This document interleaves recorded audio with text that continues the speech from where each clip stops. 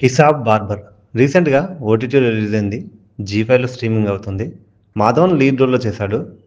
Movie story విషయానికొస్తే నిజాయితీపరుడైన రాధాకృష్ణ మోహన్ ట్రైన్‌లో టీసీగా పనిచేస్తుంటాడు. ఒకరోజు తన బ్యాంక్ ఖాతా నుంచి రూ. 27.50 కట్ అవుతాయి.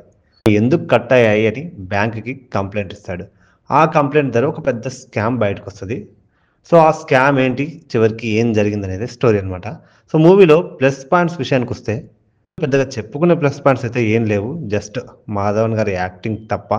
స్టోరీలో తీసుకున్న కీ పాయింట్ బావుంది. అదే బ్యాంక్‌లో స్కామ్ గురించి. ఏదో 'మహేష్ బాబు' 'సర్కార్ వారి పాట' మూవీ నుంచి ఇన్‌స్పైర్ అయినట్టు అనిపిస్తుంది. సో, అంతకు మించి అయితే పెద్దగా ప్లస్ పాయింట్స్ అయితే మూవీలో ఏం లేవు. ఇక మైనస్ పాయింట్స్ విషయానికొస్తే స్టోరీ 1 అవర్ 51 మినిట్స్ ఉంటుంది. బట్ నాకు 1 అవర్ 51 మినిట్స్ అనేది చాలా ఎక్కువ అనిపించింది. జస్ట్ ఒక 1 అవర్‌లో తీసుంటే బాగుండు అనిపించింది.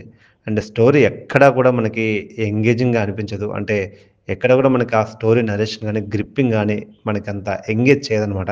సో, ఏదో డల్‌గా ఎళ్తుంటది. మధ్య మధ్యలో కొన్ని సంబంధం లేని సీన్స్ వస్తుంటాయి.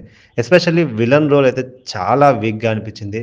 'సాహో' మూవీలో మనకి విలన్ రోల్ అది ఎంత బావుంటుంది. బట్ ఇక్కడ మాత్రం చాలా తక్కువ అంటే అంత చాలా వీక్‌గా అనిపించింది. అండ్ మధ్యలో ఒక సంబంధం లేని లవ్ స్టోరీస్ వస్తూ ఉంటాయన్నమాట. సో, మాధవన్ గారి యాక్టింగ్ తప్ప నాకైతే ఈ మూవీలో పెద్దగా ఏం అనిపించలేదు. అండ్ ఇన్‌ఫాక్ట్ మాధవన్ గారు తీశారనే మూవీనైతే చూడడం జరిగింది. బట్ ఎక్కడ గూడా ఆ ఎక్స్‌పెక్టేషన్ రీచ్ అవ్వలేదు.